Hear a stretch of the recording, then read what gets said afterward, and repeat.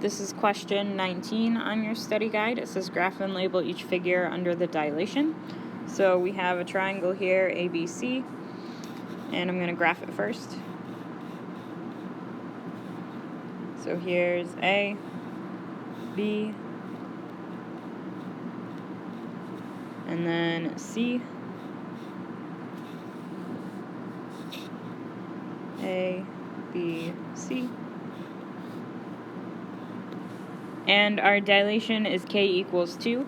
Remember, for dilations k, your scale factor, if it's bigger than 1, like 2 or 2.5 or 3, then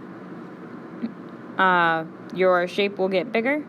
And then for a scale factor smaller than 2, your shape's going to get smaller, like 1/2 or 2/3. All we have to do is take our point and multiply by the scale factor. So I have 0.8 here, and I'm going to multiply by 2. -7 times our scale factor 2 is -14. And then 1 times 2 is 2. So A prime is the point, -14, 2. For B prime, our original point B was -5, 6. So when I take that and multiply by 2, -5 times 2 is -10. And then 6 times 2 is 12. So I'm going to go to the point -10, 12.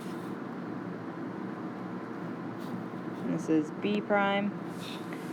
And then the original C was -1, 2. So I'm taking that point, multiplying by our scale factor 2. -1 times 2 is -2. 2 times 2 is 4. So -2, +4 is C prime. So there's our new triangle. It got bigger like it was supposed to. So it doesn't matter what the scale factor is for a dilation. All you have to do is multiply by whatever k equals.